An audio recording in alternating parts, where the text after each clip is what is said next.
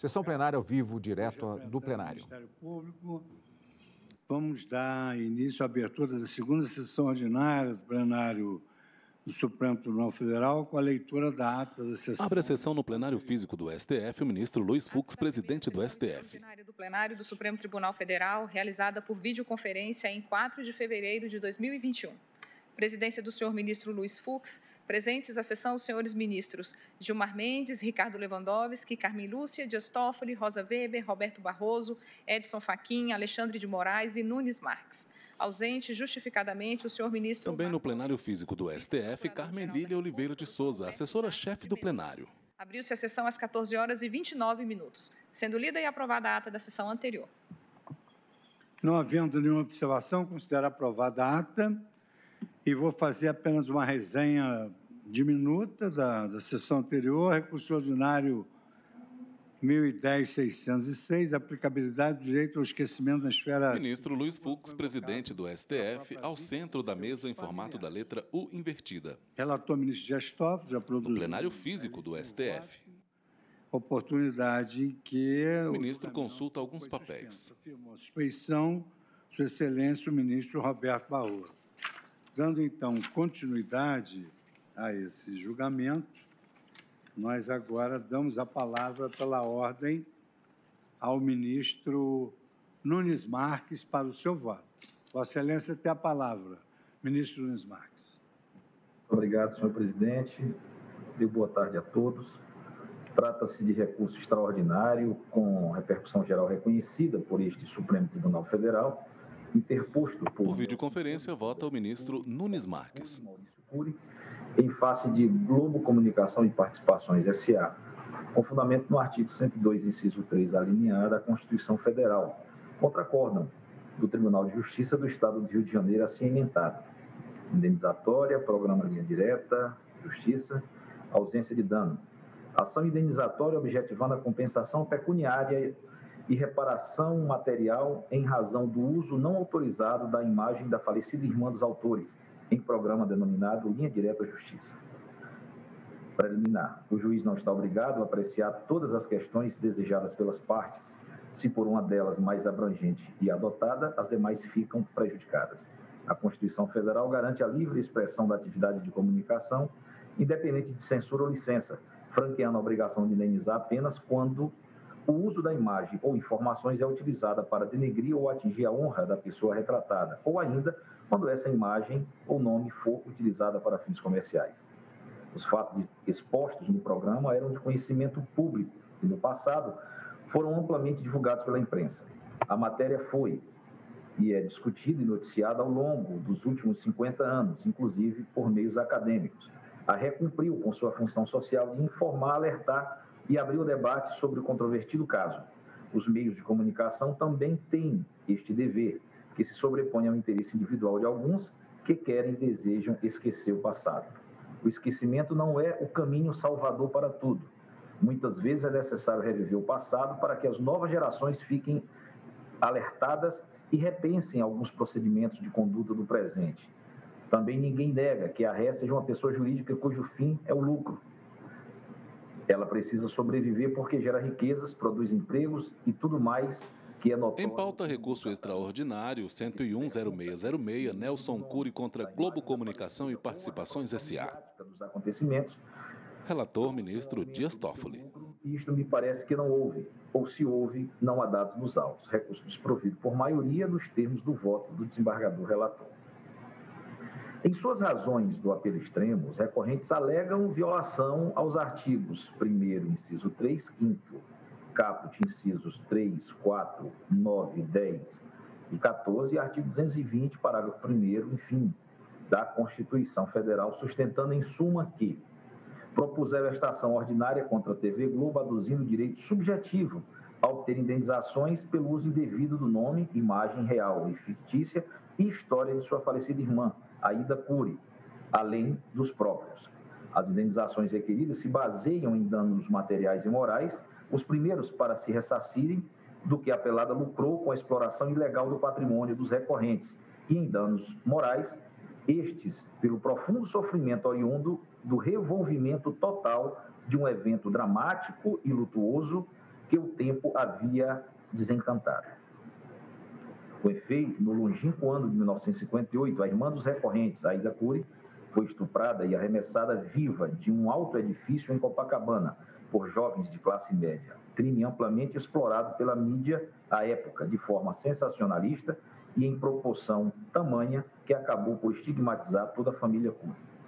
Passadas muitas décadas, o tempo colaborou para os recorrentes finalmente se livrarem deste estigma fúnebre que havia se tornado um predicado inseparável de suas vidas, ajudando-os a diminuir o sofrimento que reflorescia ante a exploração midiática de seu drama àquela época. Certo dia, os recorrentes começaram a ser procurados por pessoas ligadas à TV Globo para serem entrevistados, pois seria veiculado um programa televisivo sobre o crime que levou sua irmã à morte. Indignados, recusaram-se a dar entrevistas e notificaram cartorariamente a recorrida, pedindo-lhe que não explorasse a dor familiar e registrando que, se isso ocorresse, submeteriam esta ilegalidade ao Poder Judiciário para fins indenizatórios. O programa Linha Direta Justiça acabou sendo transmitido em rede nacional, talvez internacionalmente em DVD, revoltando-os não só pela veiculação em si, mas sobretudo pelo desatendimento ao seu pedido e pela forma grosseira e chocante com que os fatos foram encenados, inclusive mediante a inclusão de cenas impactantes de radical e desnecessária violência. Além disso, não bastasse o uso não autorizado da história e vida familiar Cury, a TV Globo utilizou-se de fotos verdadeiras de Aida e dos recorrentes, explorando comercialmente suas imagens, enriquecendo indevidamente a custa alheia. Outro sim, o programa televisivo não se mostrou ilícito somente pelos fatos acima, mas, sobretudo, pelo fato dele não representar um ato jornalístico ou de imprensa. Na realidade, o programa consubstanciou um verdadeiro filme adaptado para a televisão, um teleteatro segundo voto vencido em apelação, sem nenhuma natureza jornalística e sem nenhuma relevância social, porquanto carente de requisito fundamental para a caracterização da atividade jornalística, que é a contemporaneidade. Diante desta conjuntura, os recorrentes propuseram a presente demanda, requerendo indenização no que tange ao lucro obtido pela recorrida através do uso de imagem, nome e histórias suas e de Aida Cury. Requereram também indenização por dano moral, porquanto o sofrimento apaziguado pelo tempo foi revolvido pelo programa televisivo, exacerbado ante a desnecessária e cruel veiculação das mais tristes cenas da vida dos apelantes. No desenrolar do processo, apesar da injustificável e despótica sonegação de livros contábeis e documentos por parte da recorrida, foi elaborado um laudo pericial contábil que concluiu categoricamente que a TV Globo lucrou, logo que já descontadas as despesas, com a veiculação do programa sobre a Aida Cury, a quantia histórica de R$ 1.102.998,46. Feitos os memoriais, foi proferida a sentença de total improcedência, cuja fundamentação se lastreia em premissas jurídicas distorcidas sobre a garantia da liberdade de expressão, a qual se deu caráter absoluto e quase fundamentalista, e especialmente com base na equivocada compreensão do programa televisivo questionado, considerando a sua natureza exclusivamente comercial, sem nenhum cunho jornalístico.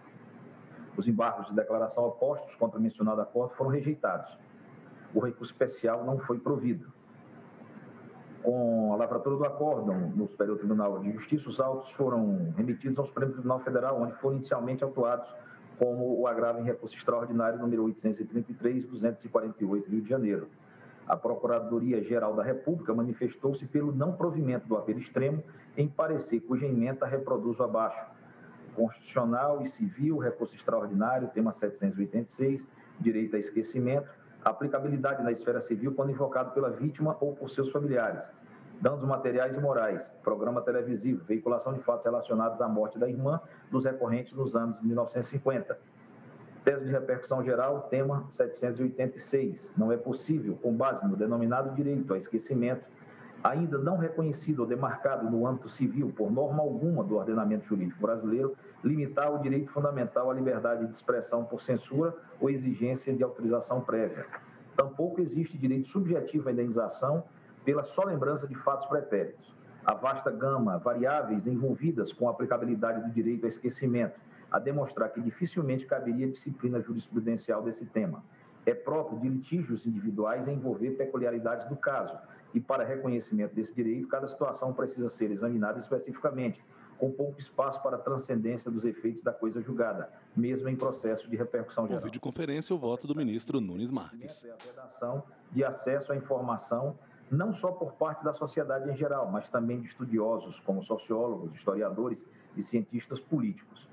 Impedir circulação e divulgação de informações elimina a possibilidade de que esses atores sociais tenham acesso a fatos que permitam à sociedade conhecer seu passado, revisitá-lo e sobre ele refletir. É cabível acolher pretensão indenizatória quando divulgação de informação de terceiro resulta em violação à intimidade, à vida privada, à honra e à imagem. Artigo 5º, inciso 10 da Constituição da República, sendo dispensável para tal finalidade reconhecimento de suposto direito a esquecimento. É inviável acolher pretensão indenizatória quando o acórdão recorrido conclui, com base no conjunto fático probatório, por inocorrência e violação a direitos fundamentais devido à veiculação por emissora de televisão de fatos relacionados à morte da irmã dos recorrentes nos anos 1950, parecer pelo não provimento do recurso extraordinário.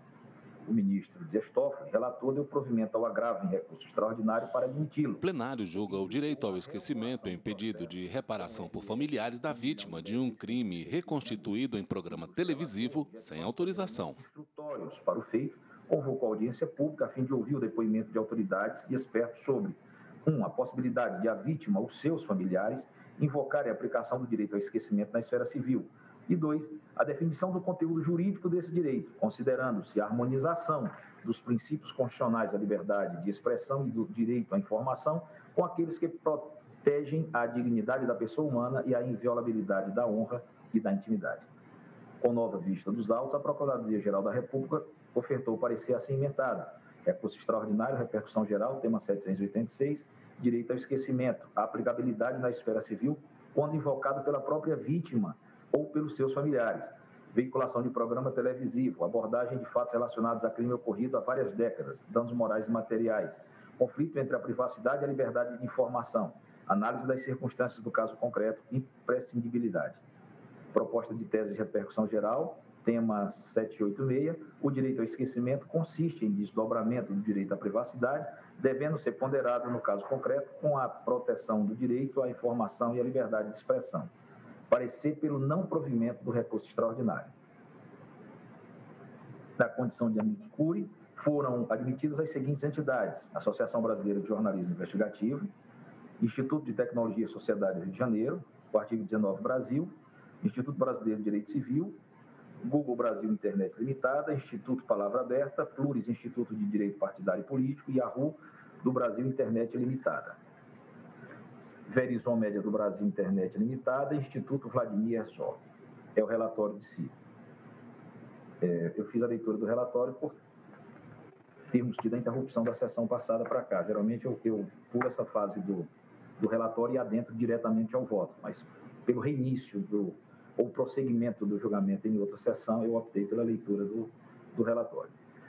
O recurso deve ser admitido. Há, de fato, uma questão constitucional relevante agitada nos autos, que consiste em saber se o direito ao esquecimento decorre da Constituição brasileira, mais especialmente do direito à imagem e do direito à privacidade. Constituição Federal, artigo 5º, inciso 10. Como ficou bastante claro no voto do ministro Luiz Felipe Salomão, relator do recurso especial 1.335.153, Rio de Janeiro, interposto nestes autos e desprovido no Superior Tribunal de Justiça, a questão discutida na apelação tangencia tanto aspectos de direito infraconstitucional como de direito constitucional. Verdes. É inegável que o conflito aparente entre a liberdade de expressão / informação, ora materializada na liberdade de imprensa, e atributos individuais da pessoa humana, como intimidade, privacidade e honra, possui estatura constitucional, artigo 5º, incisos 4, 5, 9, 10 e 14, e artigos 220 e 221 da Constituição Federal, não sendo raras as decisões apoiadas predominantemente no cotejo hermenêutico entre os valores constitucionais em confronto. Porém, em contrapartida, é de alçada legal a exata delimitação dos valores que podem ser eventualmente violados nesse conflito, como a honra, a privacidade e a intimidade da pessoa, o que, em última análise, atribui à jurisdição infraconstitucional a incumbência de aferição da ilicitude de condutas potencialmente danosas e, de resto, da extensão do dano delas resultante. Forma-se, a partir daí, um cenário perigoso ao jurisdicionado, que, em não raras vezes, tem subtraídas ambas as vias recursais, a do recurso especial e a do recurso extraordinário. Prossigo. O risco de negativa de jurisdição é efetivamente ponderável, dado que o tema situa-se numa área em que os dispositivos constitucionais pertinentes têm alto grau de abstração e apenas podem ser aplicáveis a situações particulares mediante o uso de técnicas interpretativas que pressupõem alguma imersão nos fatos da causa e em dispositivos legais, ou na falta deles. Como o tema constitucional foi admitido para debate no plenário, assumida a repercussão geral da hipótese, não me parece conveniente que este tribunal abstenha-se, a esta altura, de emitir juízo sobre o mérito da controvérsia constitucional. Isso sem embargo do fato de que, em muitos casos semelhantes, o Supremo tenha considerado insuscetível de repercussão geral controvérsias em torno do reconhecimento de dano moral por ofensas à imagem das pessoas, exemplificativamente nos seguintes precedentes: dano moral, responsabilidade civil extracontratual, matéria fática infraconstitucional, ausência de repercussão geral. Não há repercussão geral quando a controvérsia refere-se à indenização por dano moral decorrente da responsabilidade civil extracontratual. ARI 945-271, em sede de repercussão geral, relatoria do ministro Edson Fachin, publicado no Diário 16 de junho de 2016. Consumidor, dano moral, inadimplemento de cláusula contratual, matéria fática, infraconstitucional, ausência de repercussão geral, também de relatoria do ministro Edson Fachin, no agravo em recurso extraordinário 927-467, publicado no Diário de 16 de dezembro de 2015. No mesmo sentido, também precedente do ministro Teori Zavascki, no agravo em recurso extraordinário 867-326, também em sede de repercussão geral, onde se diz processual civil, recurso extraordinário com agravo, ação de indenização por danos morais, inclusão de nome em sistema de análise, avaliação e pontuação de risco de crédito, mantido por instituição de proteção ao crédito, matéria infraconstitucional, ausência de repercussão geral. A controvérsia relativa à legitimidade dos sistemas de análise, avaliação e pontuação de risco de crédito a consumidor, denominados Concentre Scoring, Credit Scoring ou Credit Score, mantidos por instituição de proteção ao crédito, bem como a existência de danos indenizáveis por inserção do nome de consumidor nesses sistemas, é matéria disciplinada por normas infraconstitucionais, sendo apenas reflexa e indireta eventual ofensa a normas constitucionais, ausência de repercussão geral da questão suscitada nos termos do artigo 543-A do CPC. É que aqui temos uma situação realmente peculiar, em que se discute o problema denominado direito ao esquecimento, que acabou sendo admitido como vigente no Brasil, ao menos como razão de decidir, no acórdão do Superior Tribunal de Justiça que julgou recurso especial. Esse reconhecimento, inclusive com a invocação incidental de dispositivos da Constituição Federal, torna conveniente a ativação da jurisdição constitucional, de modo que a Suprema Corte expresse claramente a sua posição sobre problema tão delicado como é o de se avaliar a existência ou não do chamado direito ao esquecimento no ordenamento jurídico nacional. De resto,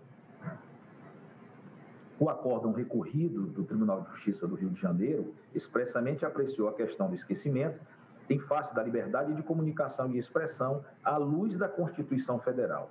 Está pré-questionado, portanto, o tema constitucional. Por essas razões, e atendidos os pressupostos formais pertinentes, conheço do recurso. Passo ao exame do mérito, cujo cerne está na questão de se saber se existe ou não direito ao esquecimento ou o direito de ser esquecido do ordenamento jurídico nacional. A primeira coisa que eu observo é que já foram proferidos inúmeros julgados por tribunais brasileiros aplicando o denominado direito ao esquecimento. Portanto, nada melhor para a compreensão do fenômeno do que observá-lo em suas manifestações concretas.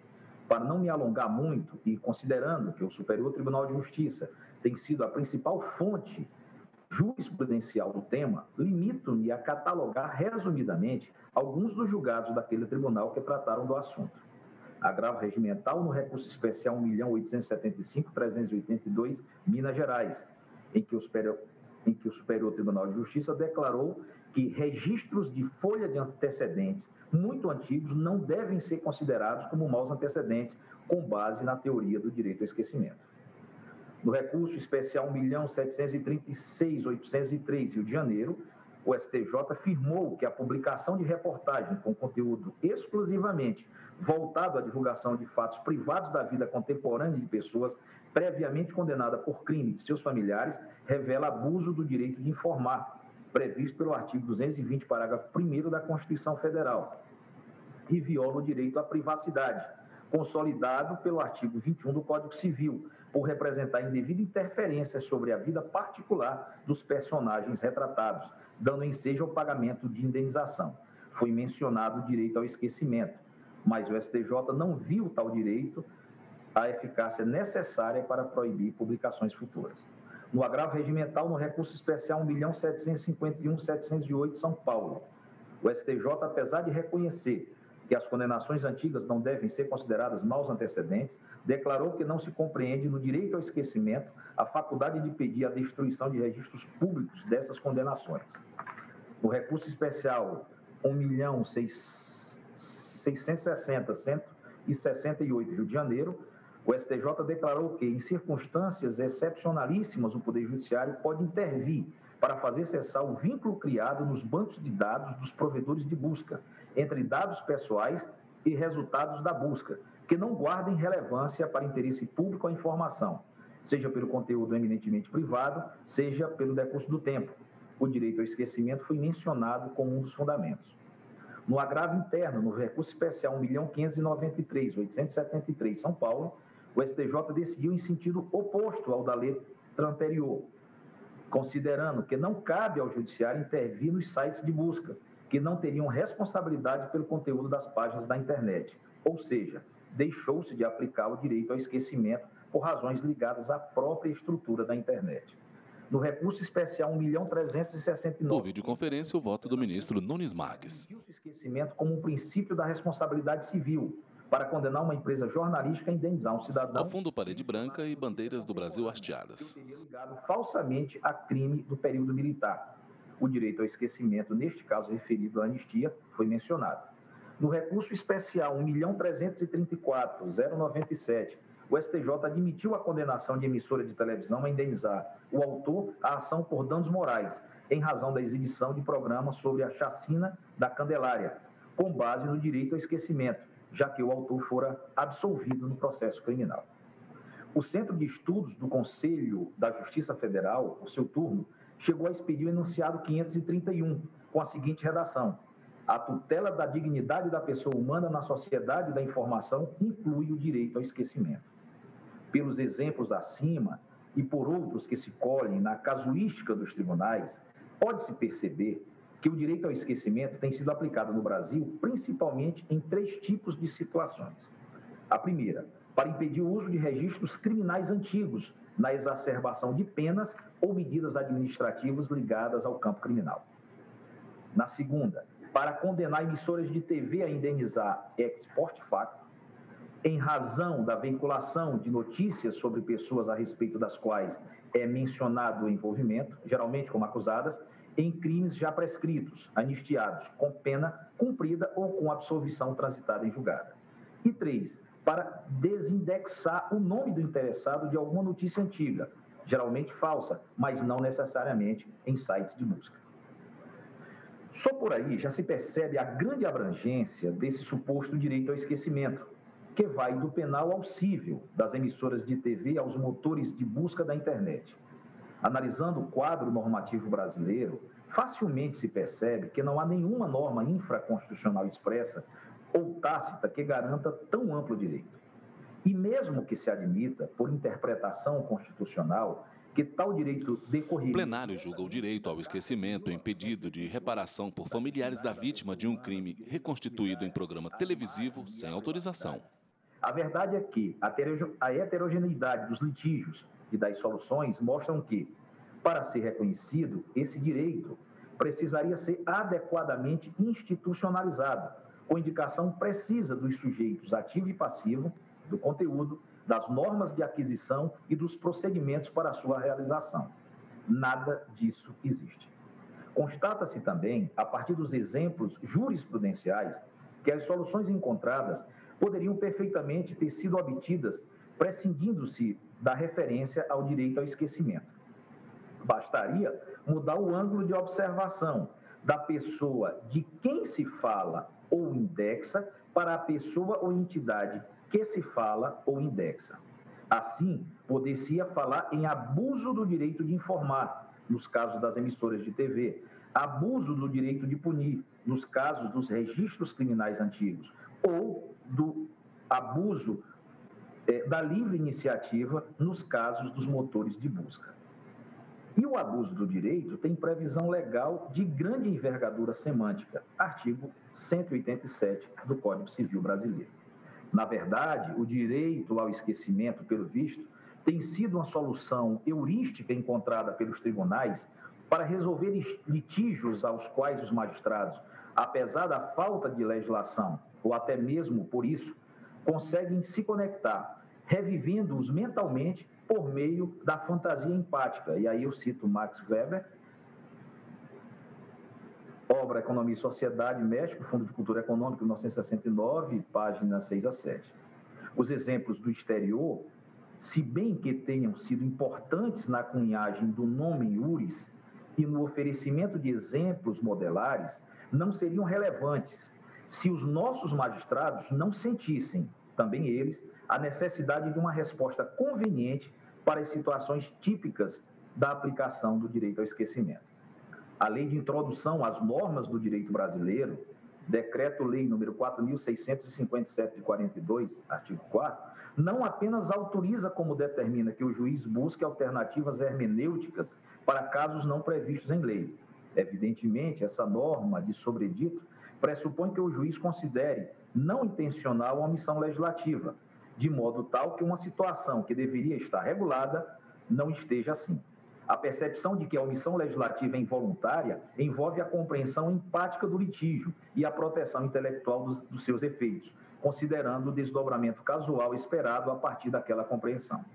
O que se nota é que o Superior Tribunal de Justiça e outros tribunais vêm, na verdade, colmatando uma omissão legislativa que consideram existir. Ao resolver litígios em que a passagem do tempo tem uma clara relevância não antevista pelo legislador, os tribunais têm buscado instituir consequências jurídicas apropriadas para as espécies que têm em mãos. Esse trabalho hermenêutico, quando realizado caso a caso, é legítimo e faz parte do processo de acomodação do direito escrito aos contextos em que tem que ser aplicado.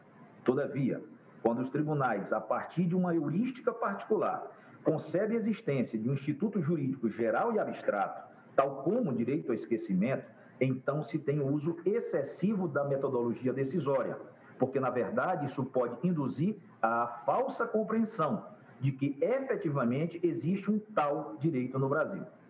E isso não é apenas um problema de nomenclatura, pode haver repercussões práticas importantes, dada a forma ou a forte simbologia que está embutida na ideia de dizer-se que existe um direito ao esquecimento, quando, na verdade, há apenas uma vaga ideia sobre isso, aplicada a um punhado de casos concretos.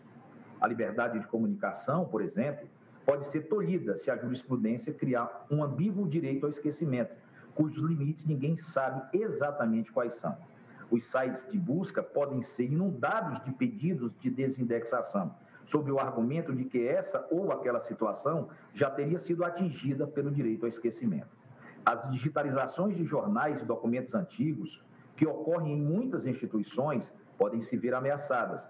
Os entes públicos podem enfrentar dificuldades para gerir e trocar informações, visto que a todo momento podem ser confrontados com o esfíngico direito ao esquecimento. Mesmo o legislador, se resolver voltar sua atenção para essa questão, visando a instituir o direito ao esquecimento entre nós, ver-se-á diante de um problema muito complexo e matizado. A expressão verbal desse direito, caso se queira conceber uma definição global que abarque as diferentes manifestações em que a sua incidência tem sido cogitada, não será simples. Isso porque o assim chamado direito ao esquecimento ou direito de ser esquecido tem várias acepções. Em geral, pode-se dizer que é faculdade de opor-se à ressurreição. por difusão ou acesso estruturado de informações sensíveis sobre pessoa natural, quando houver transcorrido intervalo de tempo suficiente para gerar descontextualização ou anacronia entre o fato e a sua nova divulgação. Mas o legislador deverá ainda resolver muitas dúvidas, entre elas, o direito ao esquecimento é apenas a faculdade de pedir reparação após a divulgação ou indexação, ou é o direito à própria interdição da divulgação ou indexação? Deve-se ou não estipular prazos para reclamar em certas situações típicas? O direito ao esquecimento é renunciável? É prescritível? O tratamento da difusão por jornal escrito, rádio ou TV deve ser o mesmo do acesso estruturado em sites de busca na internet?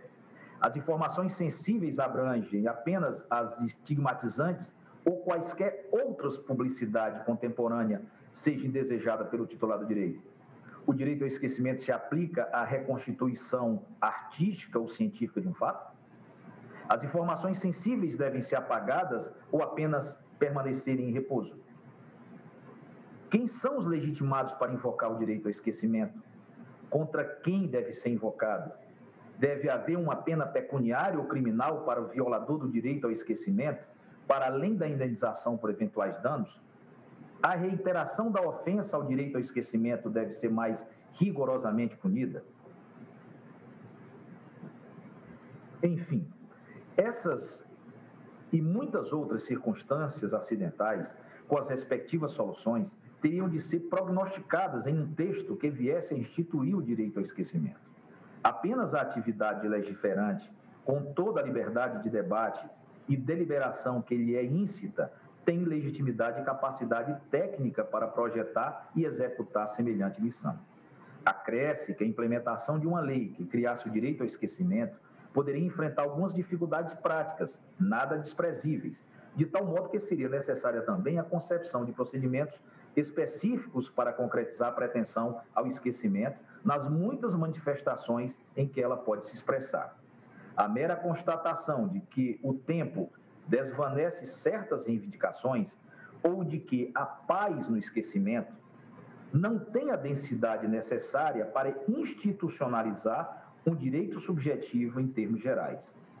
É muito antigo e até certo ponto trivial o reconhecimento de que o tempo, como uma das dimensões do ser e do conhecer, produz efeitos transversais sobre convivência humana, sendo normalmente associado ao esquecimento e ao perdão.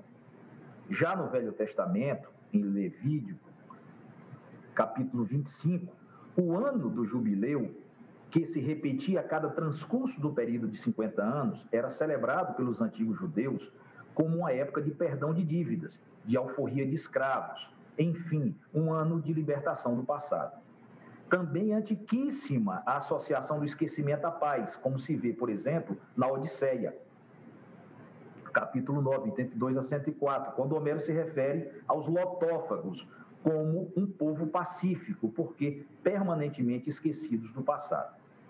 Entre uma noção elementar dessas, porém, e a compreensão textual de um direito subjetivo, tem uma longa distância. Os romanos, com sua prodigiosa capacidade de traduzir ideias abstratas em mecanismos jurídicos funcionais, criaram o instituto da prescrição na via pretoriana, especialmente para estabilizar situações de fato consolidadas, como a posse pela passagem do tempo. Depois, Teodósio II institucionalizou esse mecanismo em uma lei geral.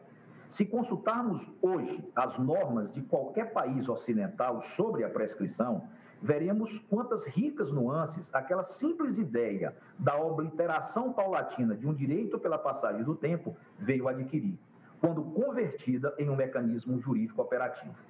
Início da contagem, suspensão e interrupção da contagem do prazo, prazos diferenciados, imprescritibilidades, etc. Com isso, quero dizer que para transubstanciar verdades prosaicas em direitos subjetivos nos estados contemporâneos, é preciso o envolvimento do legislador, tanto por razões de legitimidade democrática, como por conta das técnicas apropriadas para antecipar e normatizar a imensa quantidade de sutilezas que frequentemente suscita esse tipo de procedimento e para antever as inúmeras articulações que as novas normas estabelecerão com outras partes do ordenamento jurídico.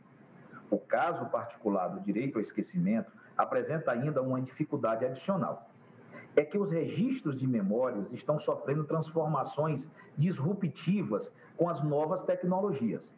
Se a escrita alfabética representou o primeiro passo para a formação e a preservação por longo tempo de um vasto conjunto de memórias, a ponto de se ter atribuído o epítero de pré-história a tudo aquilo que ocorreu antes dela, o registro fotográfico, cinematográfico ou audiovisual em meio digital, além do uso de mecanismos inteligentes capazes de ler o interrelacionar.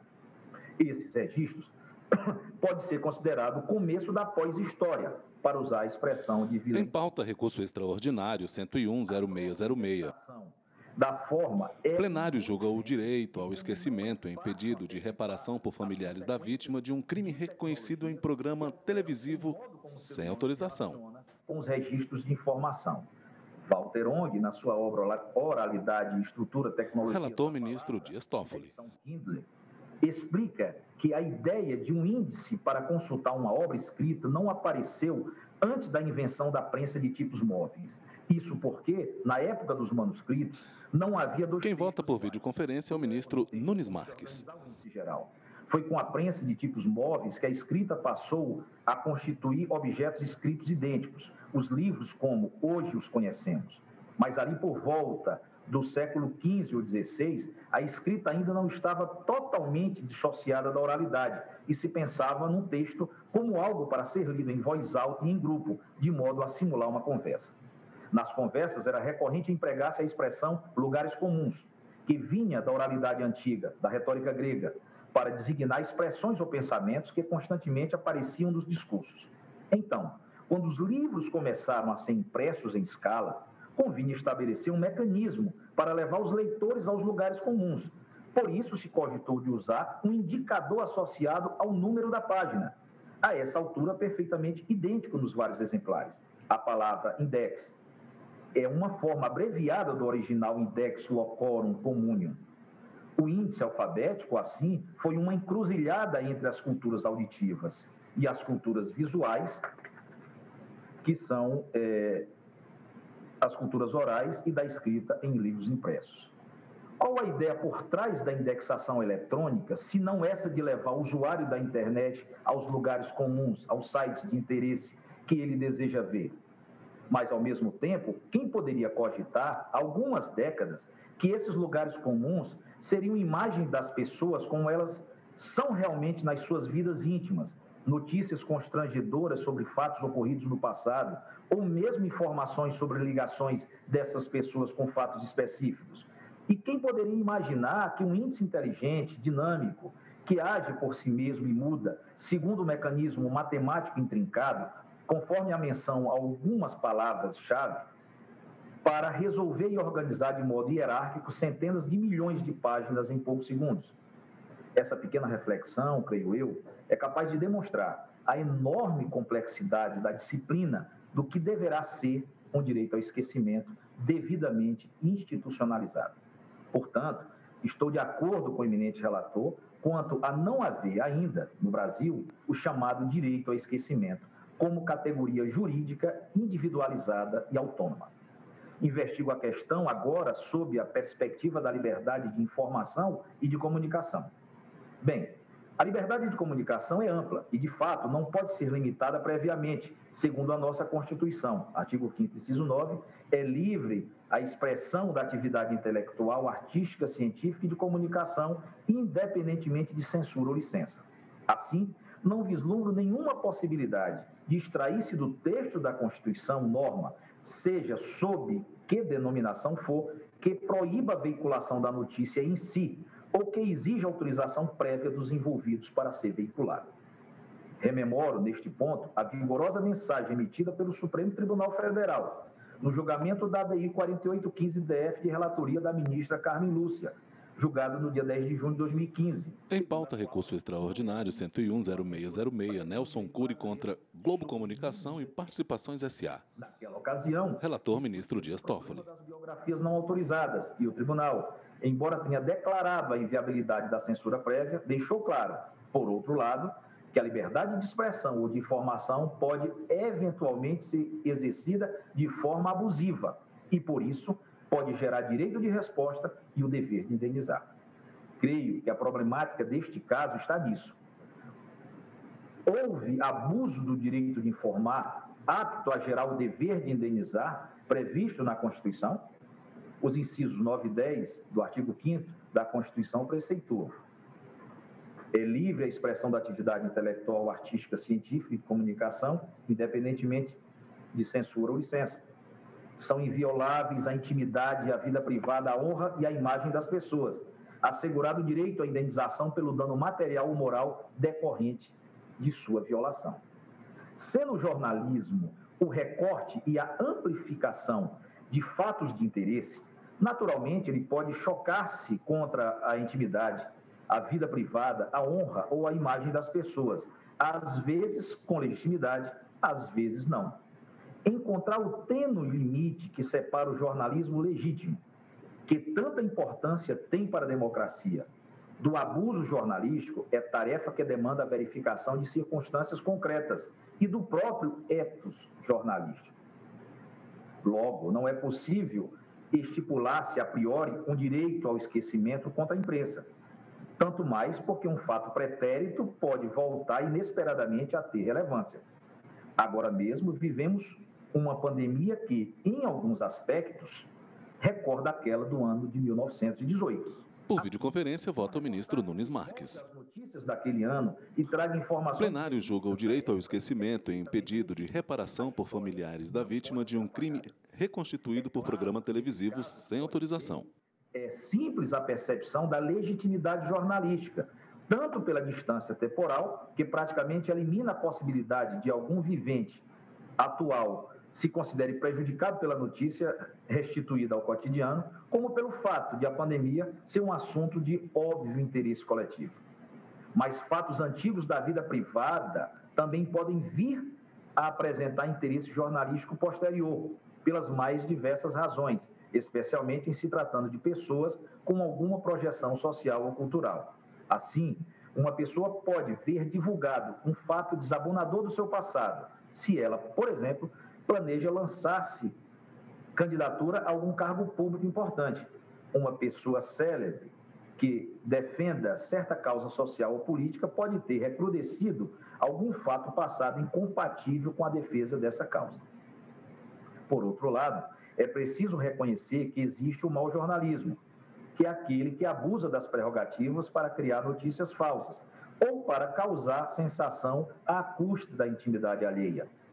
E mesmo aqui é preciso ter prudência para não tolher a atividade informativa, senão quando ela for claramente lesiva à intimidade ou à imagem de alguém e não apenas detestável, porque no afã de debater a mentira e a vulgaridade, pode-se se sufocar a verdade ou cessear a válida distração do público.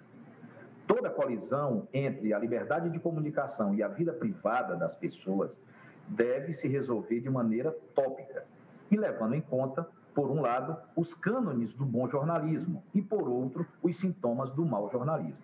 Somente assim compatibilizar-se-ão as duas normas constitucionais acima citadas, que não são excludentes reciprocamente. Na hipótese que temos sobre a mesa, a moldura fática estabelecida nas instâncias ordinárias indica que faltou ao órgão de comunicação maior responsabilidade, a começar pela circunstância de que a vítima do crime não era uma pessoa pública, senão que se tornou conhecida pelo infeliz acontecimento, já referido muitas vezes desde 1958.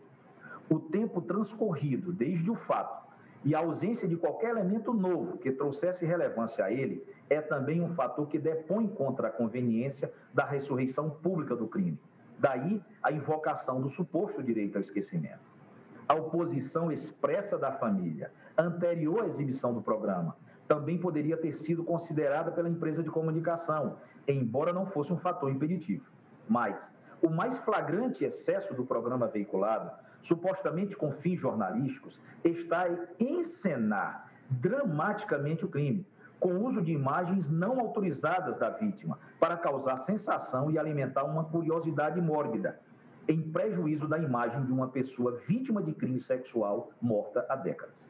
É neste ponto, no dano à imagem da falecida e dos seus familiares, por uma conduta evidentemente fora do padrão do bom jornalismo, que está o cerne do dever de indenizar.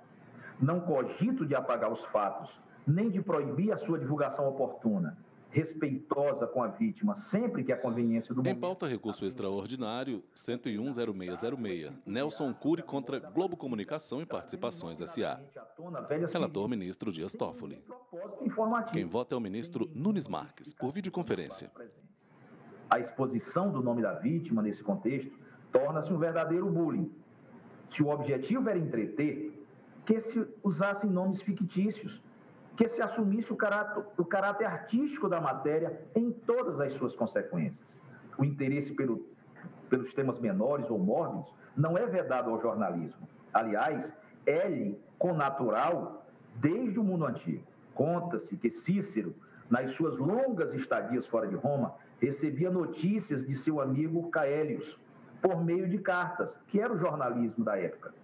Em dada carta, Caelius escreveu que não ocorrera nada de relevante, exceto se Cícero quisesse saber sobre ninharias como casamentos, divórcios e adultérios entre pessoas proeminentes. E é claro que ele queria. O problema não está no assunto, está no que a divulgação pode gerar de dano, sem o correspondente interesse público que justifique a notícia e sem observância dos padrões éticos do bom jornalismo. Se nos primórdios do jornalismo, como disse um editor em 1690 nos Estados Unidos, abro aspas, a responsabilidade pelo fabrico das notícias era de Deus ou do diabo, fecho aspas. A verdade é que, nos órgãos atuais de imprensa, a necessidade de criar notícias todo dia para preencher os espaços é muito grande, explica Nelson Traquina. Abro aspas. Com o novo jornalismo, desenvolveu-se a ideia de que competia ao próprio jornal andar atrás da notícia. Era preciso encher o jornal com notícias que poderiam interessar os leitores. Para responder à procura, a própria empresa jornalística teve que crescer, empregando mais pessoas para a produção de notícias. Assim, emergiu uma figura no jornalismo, o repórter. O repórter tornou-se uma ocupação integral no jornalismo.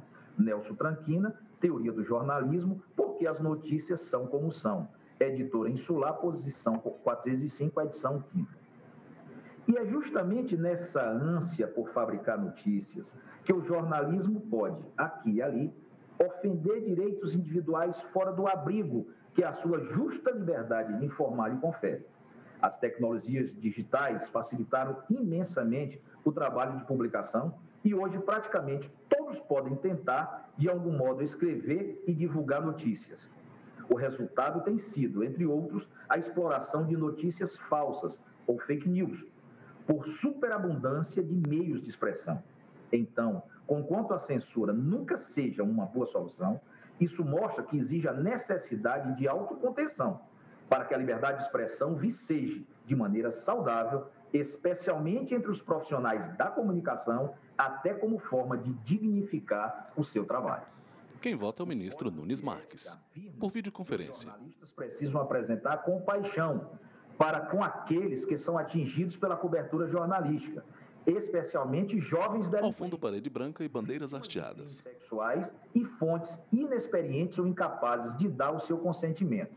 O ministro usa uma toga preta sobre os ombros. Da Sociedade Profissional de Jornalismo americana. Aida Cury, não é demais mencionar, foi vítima de um crime sexual brutal. Se no passado as mulheres vítimas desse tipo de crime eram tratadas sem a menor consideração, muitas vezes até como culpadas pelo fato, o certo é que a elevação do próprio nível civilizatório felizmente, impôs o abandono dessa forma de encarar os fatos de uns tempos para cá. O plenário julga o direito ao esquecimento em pedido de reparação por familiares da vítima de um crime reconstituído em programa televisivo sem autorização. 718 de 2018. Para fim jornalístico, admite-se a divulgação, vedada a identificação da vítima. Código Penal, artigo 218-C, parágrafo 2º.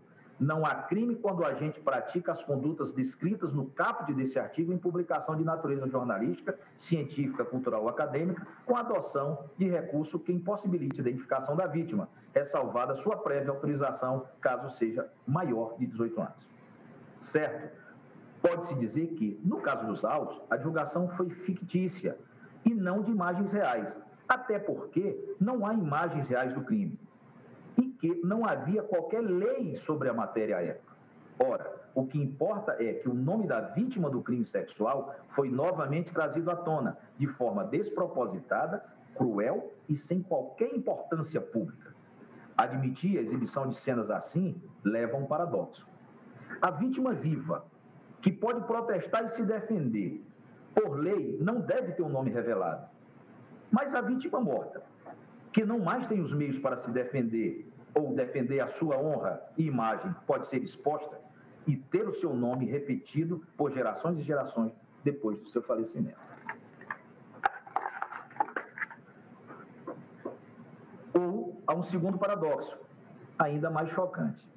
Se alguns dos criminosos viesse à justiça, segundo a jurisprudência citada no começo desse voto, poderia ser indenizado, visto que ou a pena foi cumprida ou está prescrita, de modo que não pode mais o nome do condenado ser ligado publicamente aos fatos. E o nome da vítima? Pode? Se a matéria era artística e não jornalística, volto a insistir, que se trocasse os nomes dos envolvidos, de modo a evitar a desnecessária exposição da vítima verdadeira. Nem se pode dizer que o programa teria utilidade social. Por exemplo, de ajudar na captura dos culpados pelo crime. Ora, 50 anos depois da ocorrência dos fatos, qualquer crime estaria irremediavelmente prescrito no Brasil, de modo que não haveria mais como punir alguém. Também não é certo dizer que o crime tem uma importância histórica. Nenhum elemento particular desse crime indica que ele teve uma relevância especial para a história do país ou mesmo do Rio de Janeiro. Trata-se de um crime comum, embora com notável crueldade. O constante reavivamento da notícia, por si só, não torna um crime histórico, mas apenas indica mediatização reiterada, com profundo desprezo pela memória da vítima. Considero assim que a interpretação dada aos artigos 5º, inciso 9 e 10, artigo 20, parágrafo 1º, artigo 221, inciso 4 da Constituição pelo Tribunal de Origem, não está de acordo com o seu real significado normativo, admitida a moldura fática soberanamente estabelecida nas instâncias ordinárias. Houve dano moral na hipótese, que excepcionalmente reconheço nesta via extraordinária, em razão da repercussão geral proclamada pelo tribunal e da necessidade de se expressar o alcance do artigo 5º, inciso 9 e 10, artigo 20, parágrafo 1º e 21, 4 da Constituição, que não abrangem direito de ser esquecido, mas protege a imagem das pessoas, em especial das vítimas de crimes sexuais, contra publicações que exponham desnecessariamente fora dos padrões éticos do bom jornalismo. Acresce que, superada a admissibilidade do recurso, incide hipótese a súmula 456. O Supremo Tribunal Federal, conhecendo do recurso extraordinário, julgará a causa aplicando o direito à espécie. Daí a justificativa para que o tribunal possa reconhecer o dever de reparar do dano moral, na sua natureza andebeato, nessa via extraordinária, porquanto isso decorre do artigo 5º, inciso 10 da Constituição Federal.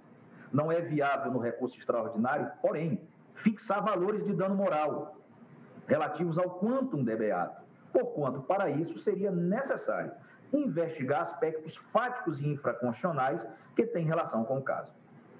Com efeito, a discussão nessa via extraordinária apenas pode versar sobre a existência ou não do dano moral, que está ligada ao direito fundamental à imagem e à privacidade, e que se configura em ré ipsa já a apuração de possível dano material pressuporia inviáveis discussões de ordem fática, pois o Tribunal de Origem deixou claro que a matéria fática carecia de prova.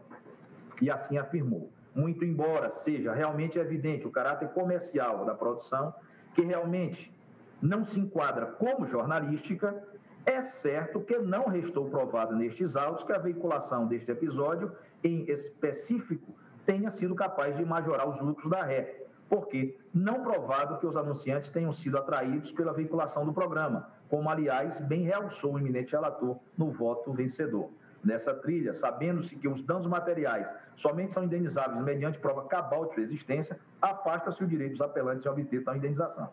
Quem vota é o ministro Nunes Marques por videoconferência. Em tal contexto, pedindo venha para divergir parcialmente do eminente relator, dou provimento ao recurso apenas para reconhecer o direito à indenização por dano moral aos autores, a ser fixado na instância de origem, dado a natureza infraconstitucional e fática dos elementos necessários para a aferição do seu valor monetário.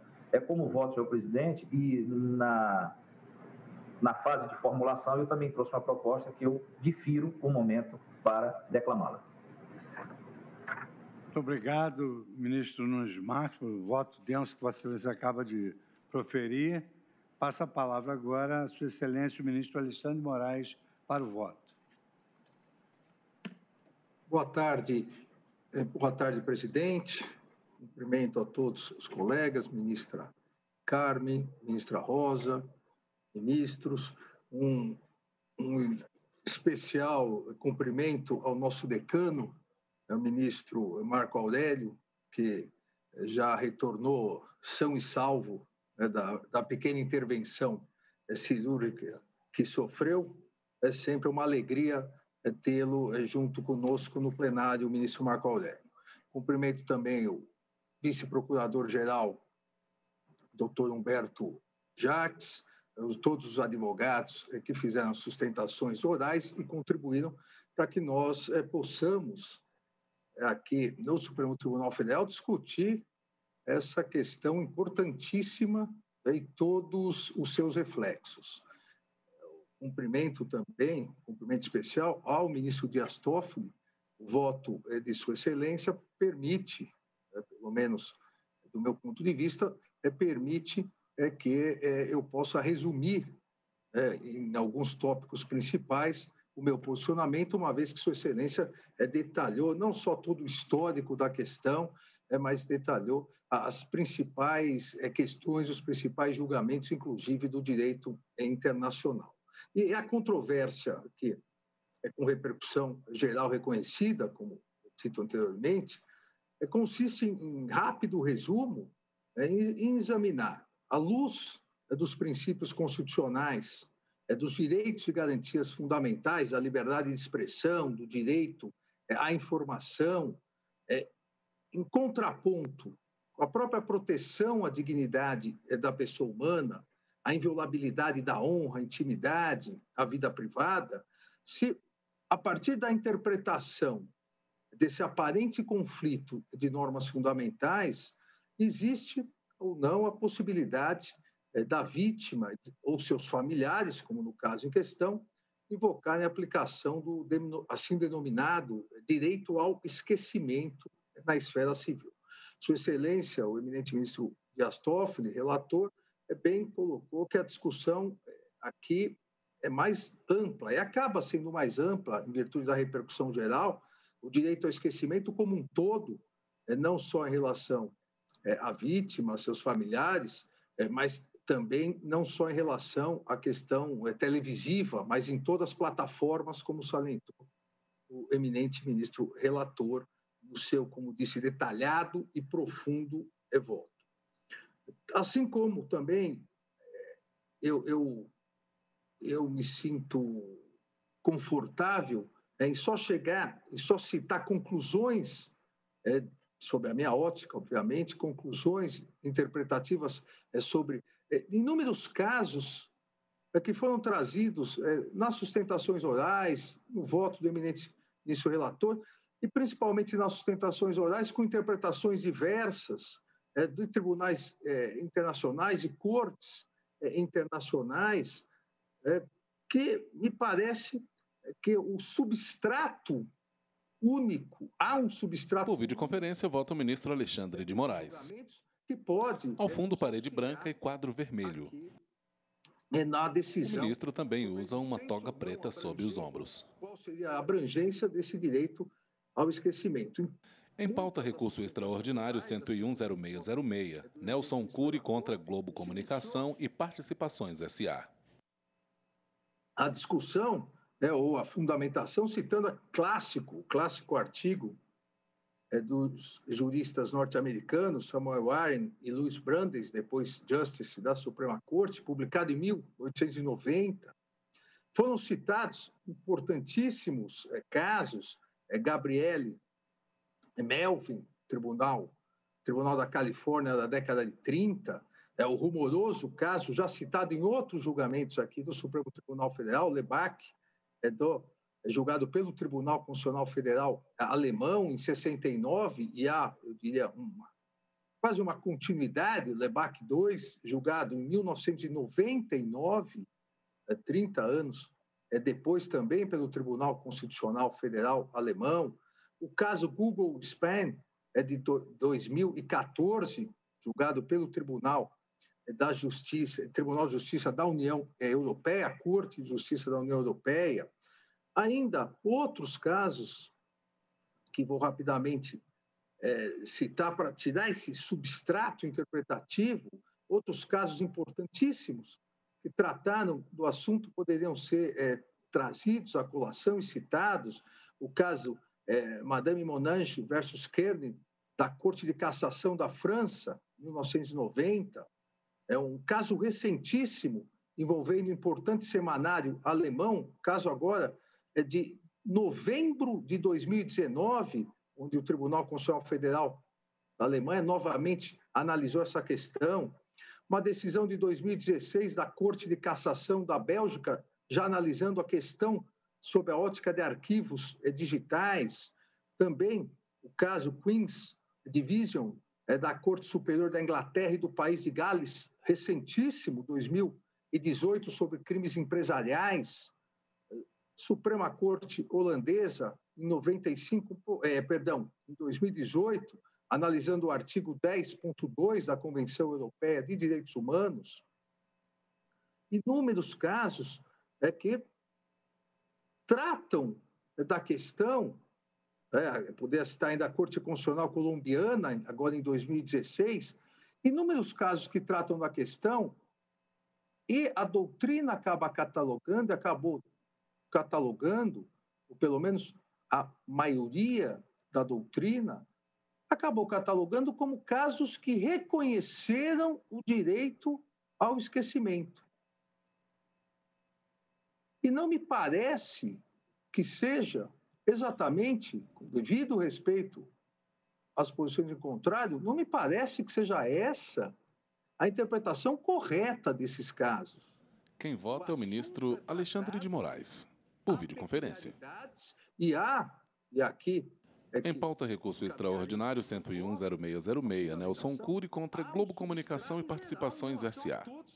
Relator, ministro Dias Toffoli.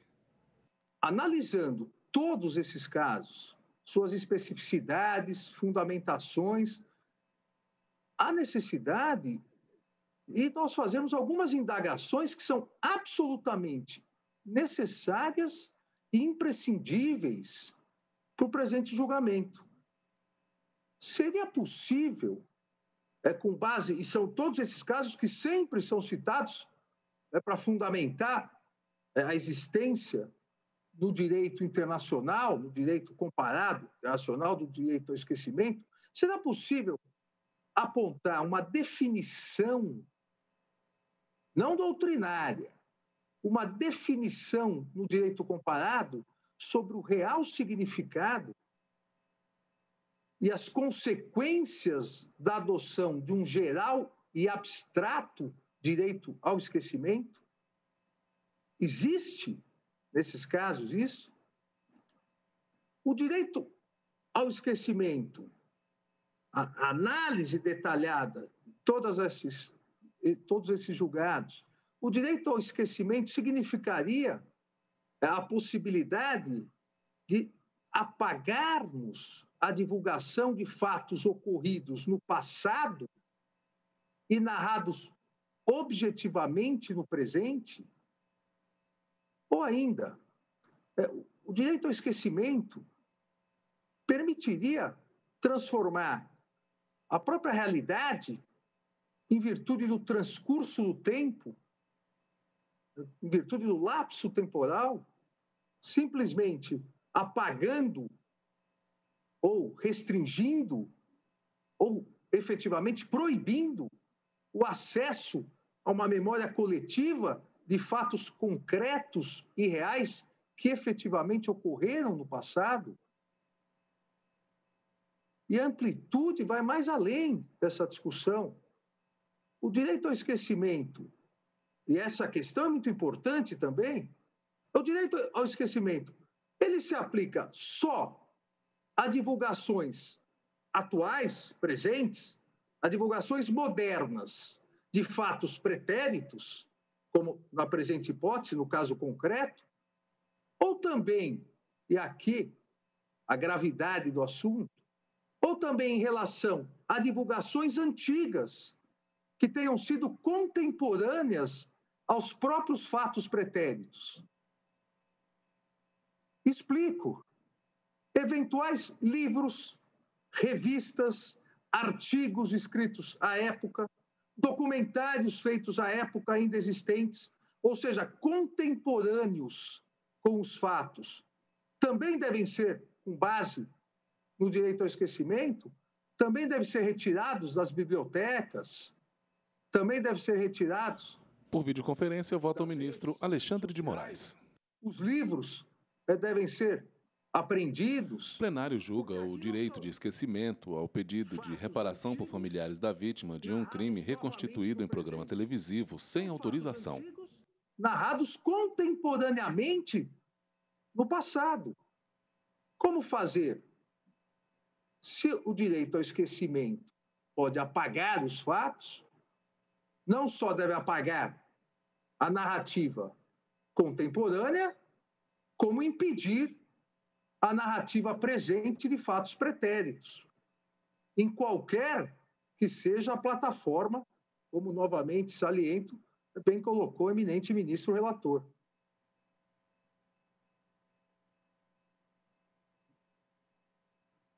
Essas respostas, as respostas a essas indagações demonstram realmente as dificuldades do caso trazido pela primeira vez de forma concentrada, em virtude da repercussão geral, de forma objetiva, ao Supremo Tribunal Federal.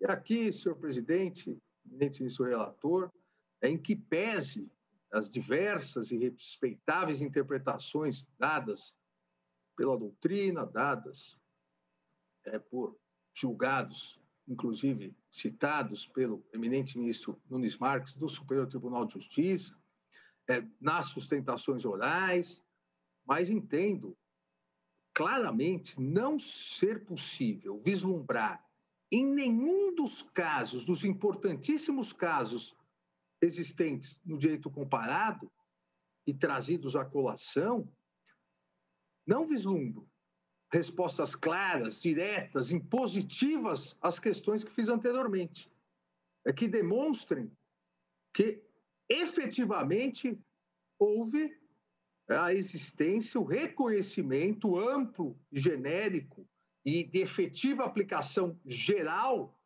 do direito ao esquecimento por qualquer dos países onde decisões tangenciaram ou até analisaram o tema, alguns, inclusive, isso foi citado da tribuna e no voto do eminente ministro relator, alguns julgados nem usam a terminologia direito ao esquecimento. Tratam do assunto, mas nem utilizam essa terminologia. Se nós pegarmos, e como disse, essa parte será extremamente resumida, porque os casos já foram colocados, se nós pegarmos o artigo Right to Privacy, o famoso artigo, o que tratava da questão?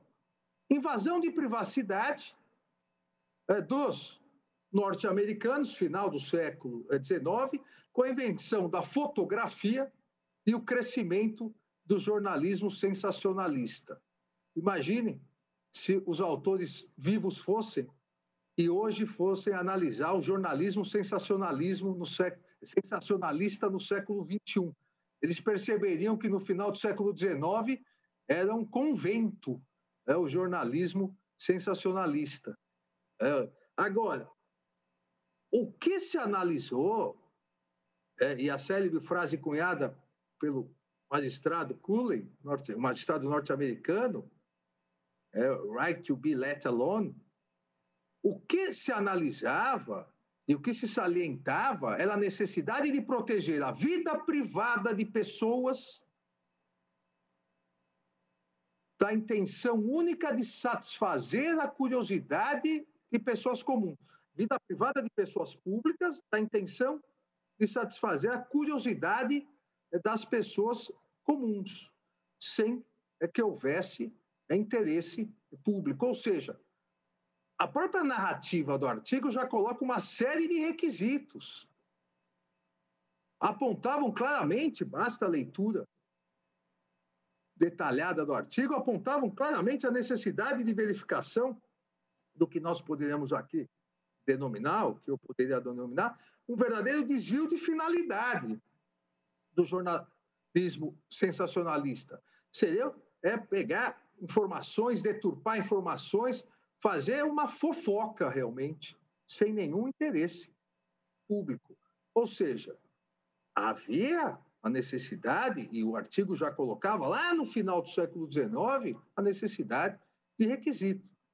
Também, e aqui às vezes a interpretação me parece que fica muito no abstrato, é outro caso reiteradamente citado, da década de 30, no Tribunal Quem vota é o ministro Alexandre de Moraes. Melvin. É verdade que o Tribunal da Califórnia reconheceu o direito dela ser indenizada por danos morais, porque houve uma reprodução de obra cinematográfica de Red Komono, que retratava a vida passada dela, seu nome, imagem, após ela ter sido inocentada no crime de homicídio cometido quando ainda vivia em ambiente de prostituição. A obra salientava muito mais a questão da prostituição, para a época dos padrões morais, a sua vida desregulada, do que propriamente a narrativa do homicídio. Ou seja, o que a Corte da Califórnia reconheceu que o filme violou a intimidade e privacidade por comprometer a sua reputação, porque ela iria casar. Agora já estava casada. Houve uma narrativa deturpada e tendenciosa, reconheceu a Corte. Um juízo de valor prejudicial à imagem e honra da pessoa ofendida.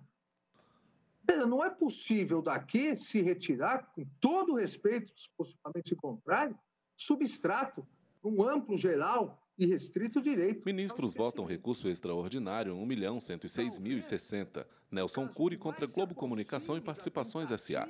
O caso clássico. Quem vota é o ministro Alexandre de Moraes, por videoconferência. De moldar um direito ao esquecimento, não exatamente com essa terminologia, o caso Lebac, de 1969, agora já denominado Lebac I, 69, em virtude de 30 anos depois, o próprio Tribunal Constitucional Federal alemão puxou o freio de mão em relação a isso, onde o Lebac I, sabemos, 3 homens cometeram um crime de latrocínio, conhecido como assassinato dos soldados de Lebac. 2 acusados foram condenados à prisão perpétua, o terceiro a 6 ou 7 anos de reclusão.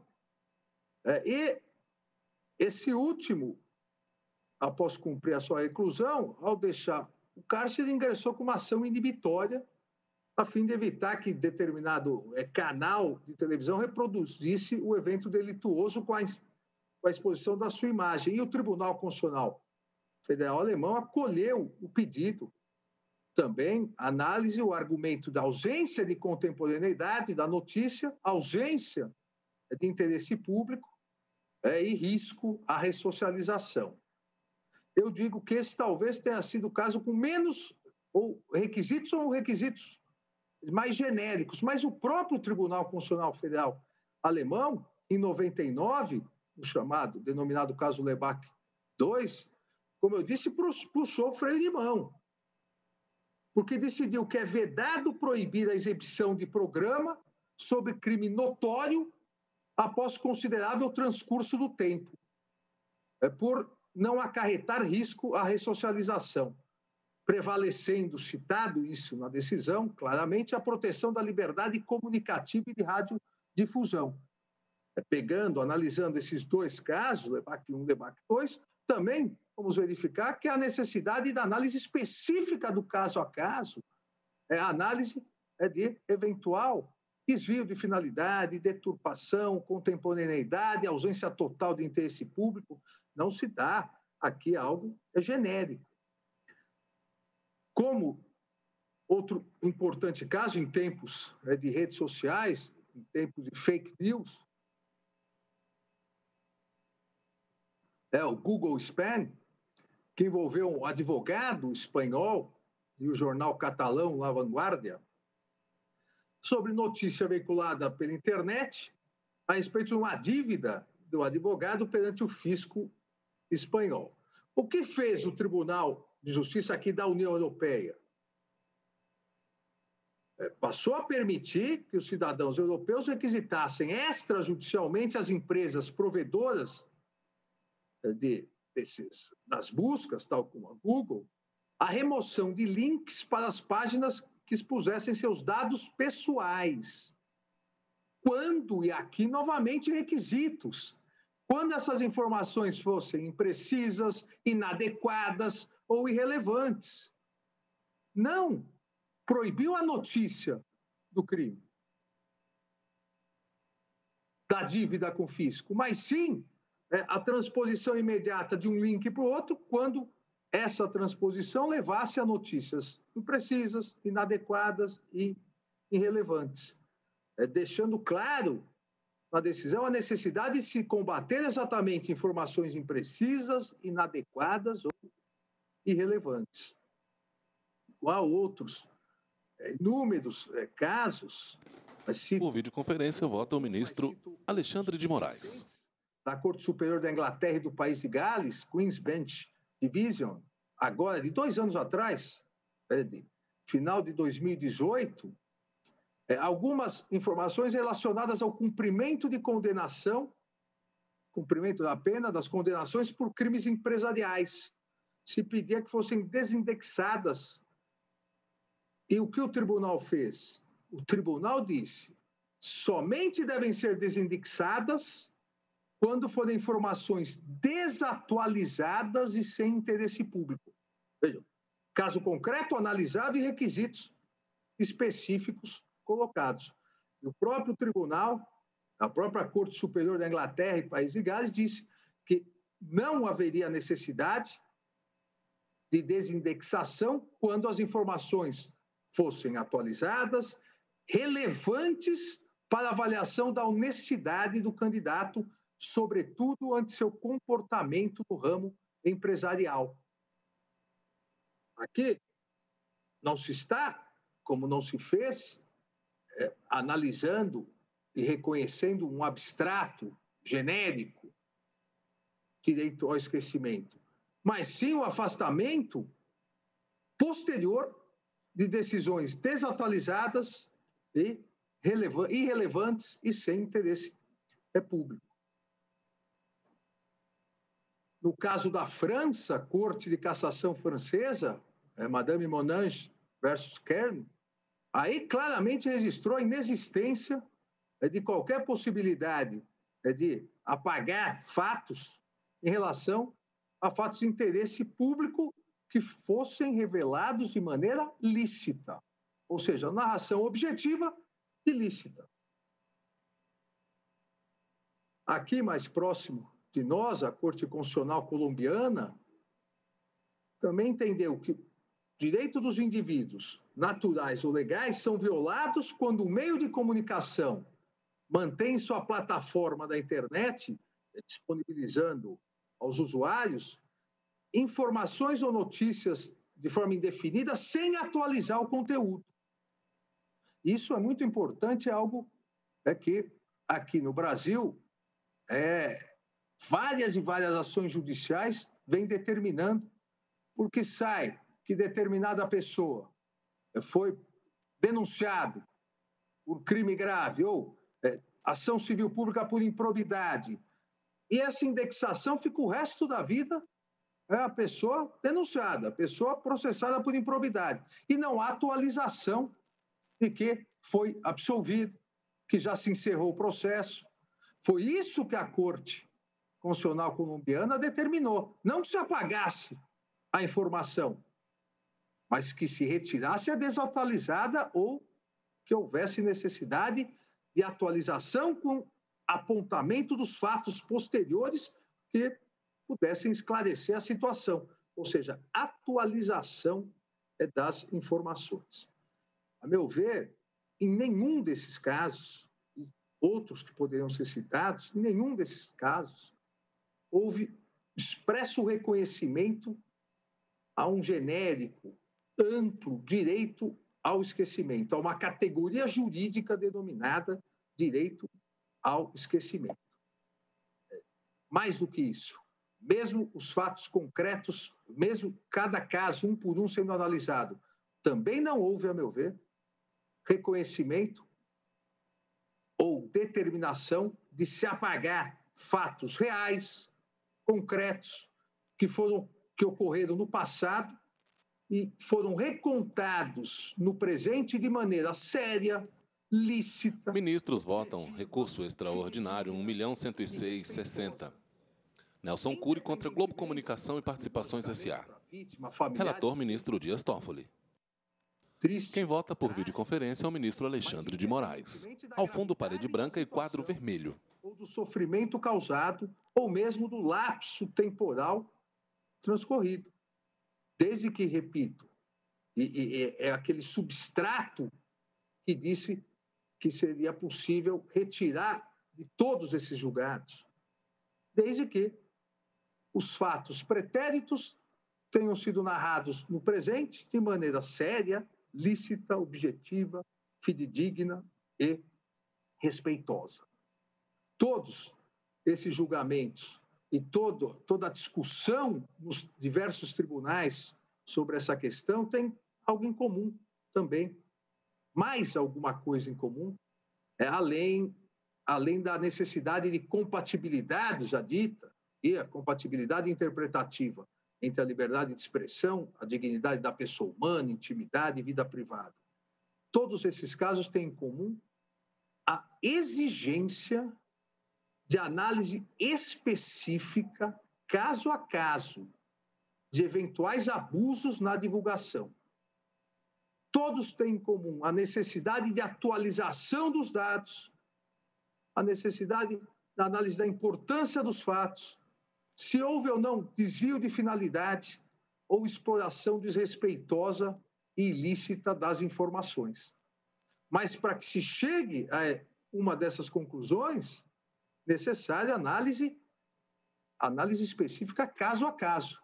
Isso tem em comum toda essa discussão nos tribunais sobre esse tema. Por isso que entendo que a solução para essa equação entre dignidade da pessoa humana, intimidade, vida privada, honra e a liberdade de expressão, liberdade de imprensa, a divulgação de informações, aqui me parece que deva ser aplicado, como em outros casos essa Corte já aplicou, o binômio constitucional consagrado no artigo 5º da Constituição Federal em relação à própria liberdade de imprensa. Liberdade e responsabilidade. Liberdade e responsabilidade.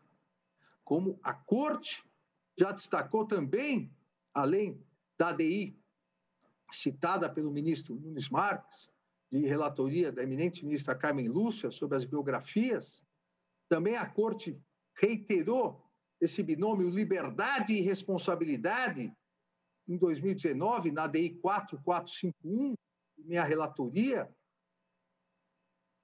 destacando que a liberdade de discussão, a ampla participação política em todas as discussões e o princípio democrático estão interligados com a liberdade de expressão, que tem por objeto, e aqui se aplica também ao caso concreto, não somente a proteção de pensamentos, ideias, mas opiniões, narrativas, crenças, críticas, no sentido de garantir a possibilidade da ampla divulgação de informação para a vida coletiva.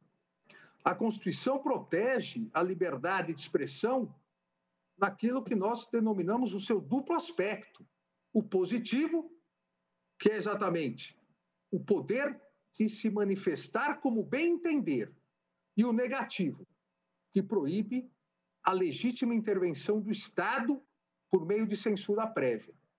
Esses dois aspectos se encaixam aqui.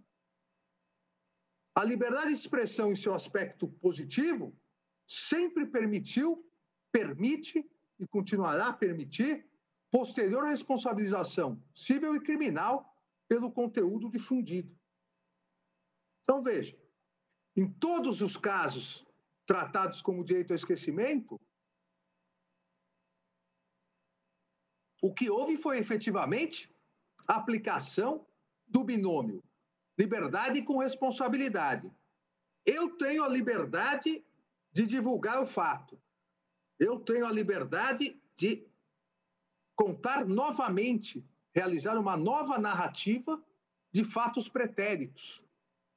Seja por meio televisivo, como no caso em questão, seja escrevendo um livro, seja dando uma palestra, eu tenho a liberdade. Só que o binômio traz a responsabilidade.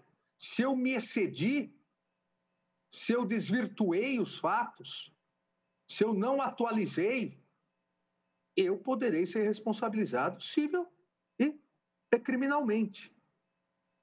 Agora, a liberdade de expressão também tem o seu aspecto negativo.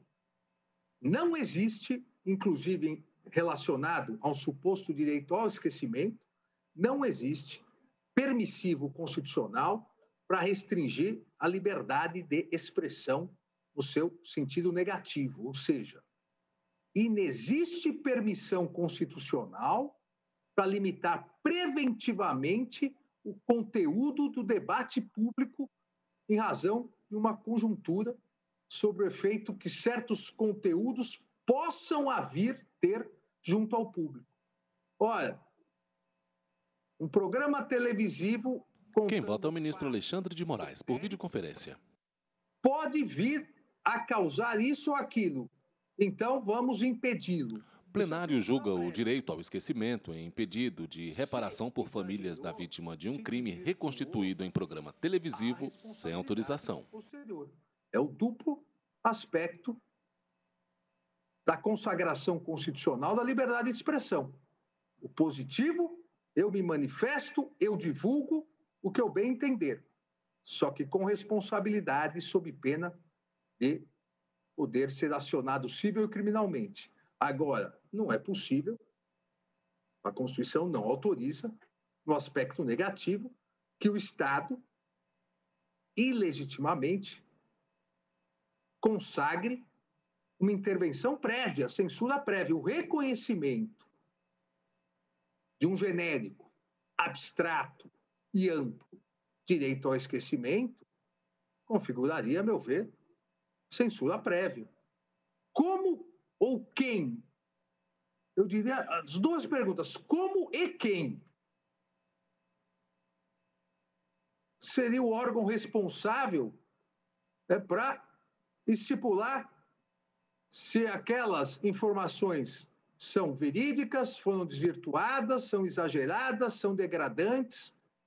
Nós teríamos um controle preventivo das informações a serem divulgadas, isso claramente, a meu ver, todo respeito às posições de contrário, mas, a meu ver, configuraria a censura prévia. Não há permissivo constitucional que garanta isso.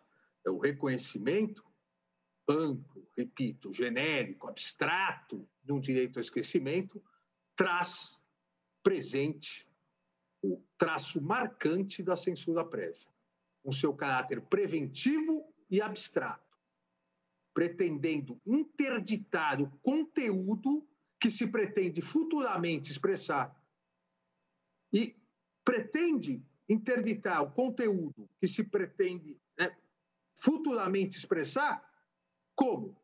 Atribuindo-lhe supostas repercussões adversas que justificariam a restrição.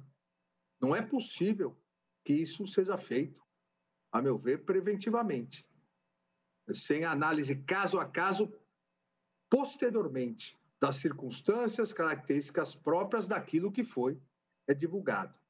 A liberdade de expressão, e essa casa reiteradamente vem consagrando isso, somente se fortalece em um ambiente de total visibilidade e possibilidade de exposição crítica das diversas opiniões, análises, documentários, fatos antigos, pretéritos, a ligação dos fatos pretéritos com os atuais, por mais sensíveis que sejam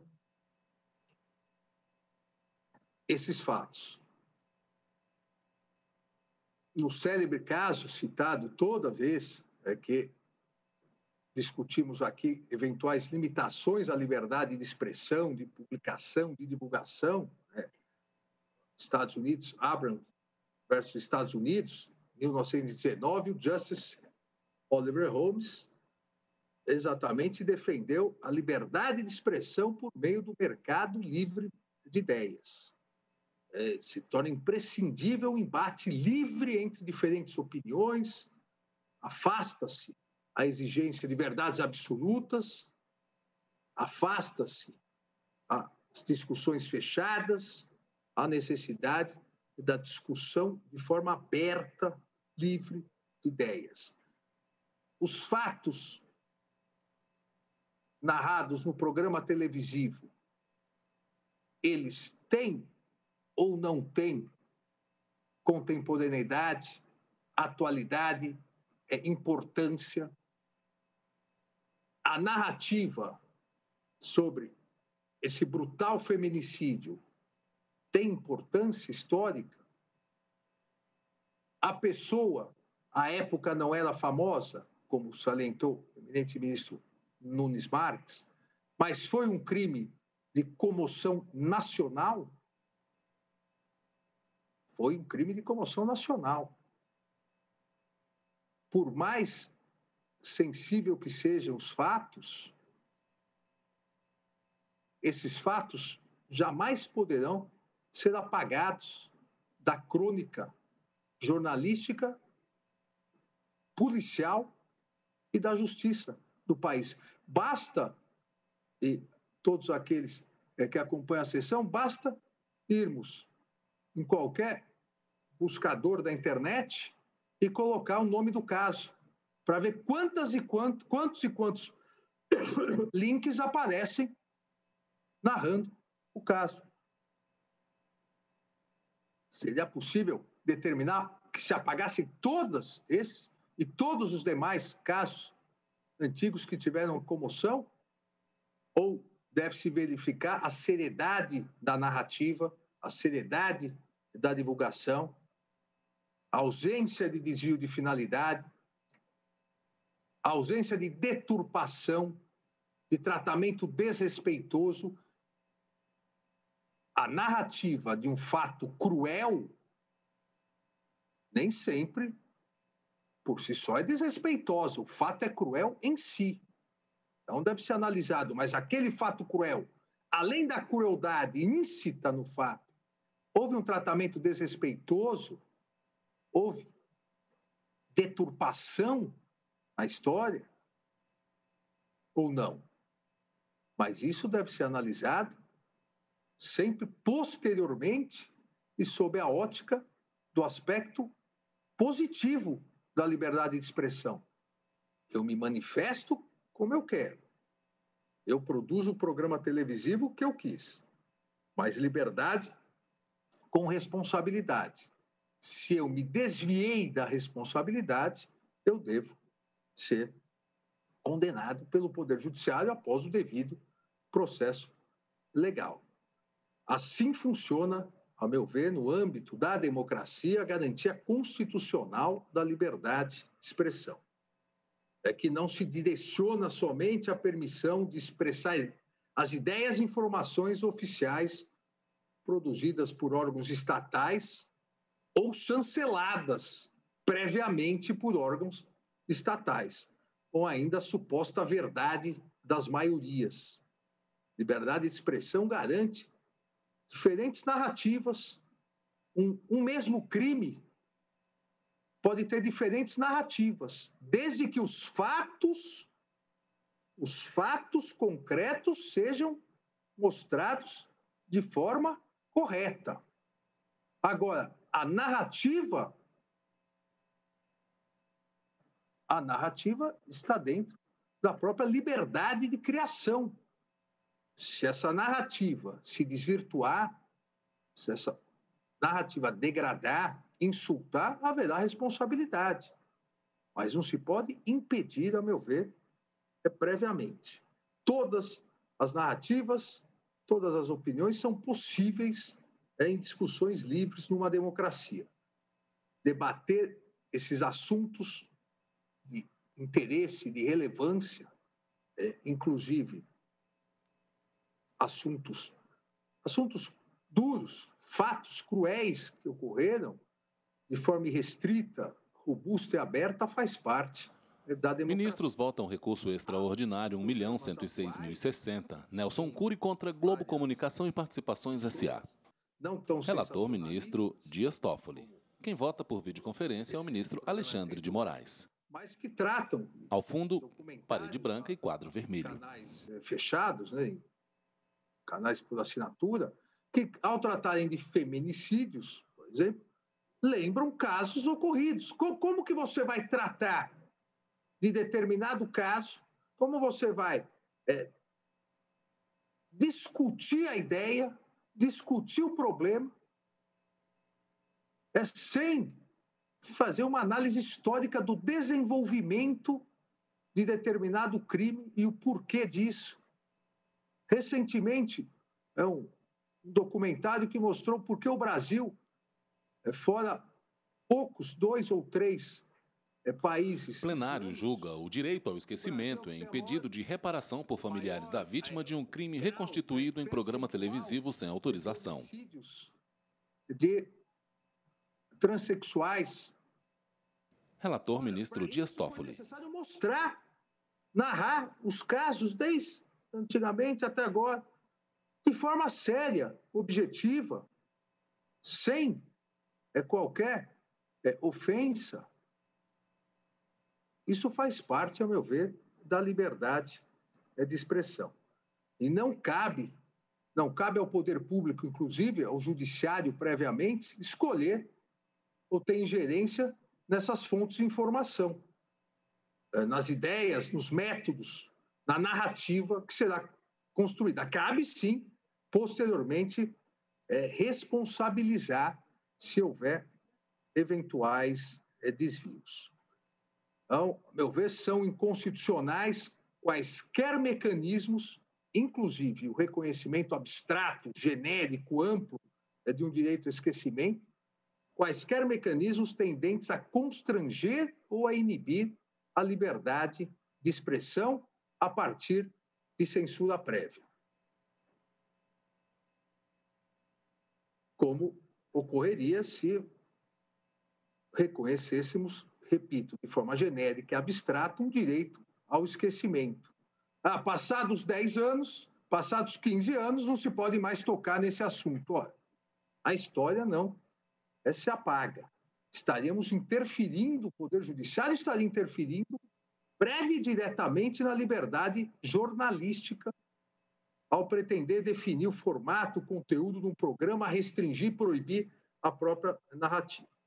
Assim, presidente, não reconheço na Constituição Federal a existência de um abstrato e genérico direito ao esquecimento em relação a fatos reais e concretos ocorridos no passado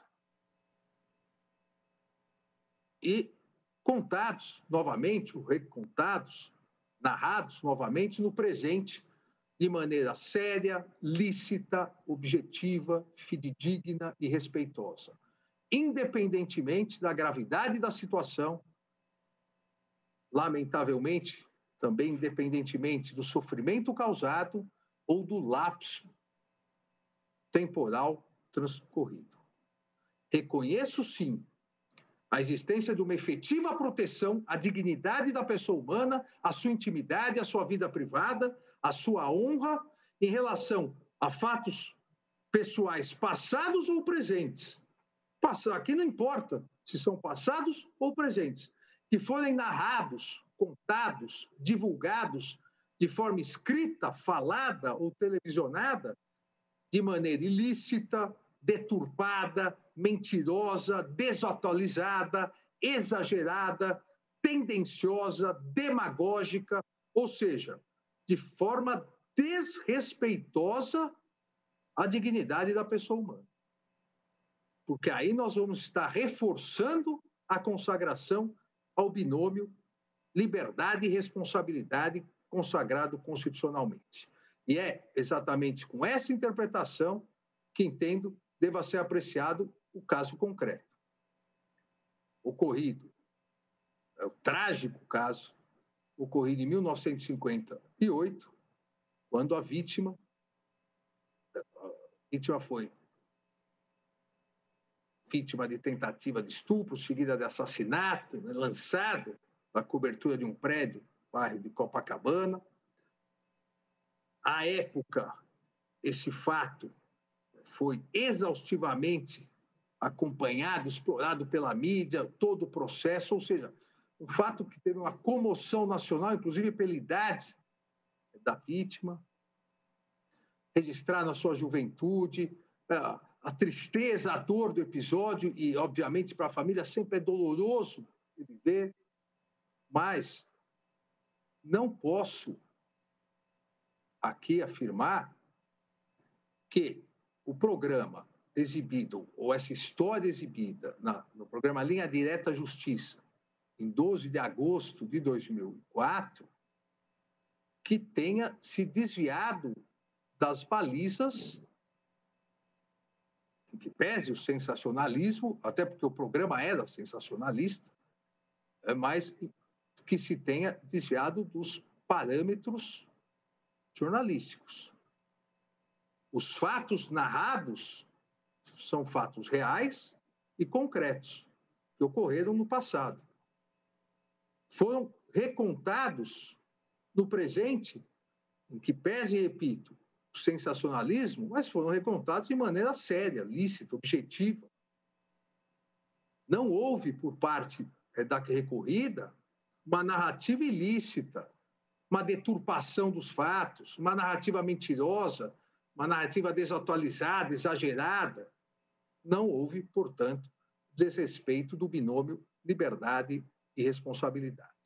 Dessa forma, presidente, acompanho o eminente ministro relator, Irino Vênia, a divergência inaugurada pelo ministro Nunes Marques, no sentido do improvimento do recurso extraordinário. Em relação à tese, também preparei uma tese, mas vou aguardar os debates e a conclusão do julgamento, partindo, eventualmente, se esse for o posicionamento vencedor, partindo da própria tese já exposta pelo eminente ministro relator, uma nova discussão. Agradeço, presidente. Muito obrigado, ministro Alexandre de Moraes. Tendo em vista que nós já avançamos no horário do intervalo, na mesma... Ao centro da mesa, em formato da letra U invertida, o ministro Luiz Fux, presidente do STF. Em dia aqui no gabinete, aqui na presidência, eu, então, vou suspender a sessão pelo tempo regimental, até porque tenho uma audiência marcada na presidência e retornaremos depois de 30 minutos, consoante dispõe o nosso regimento. Está suspensa.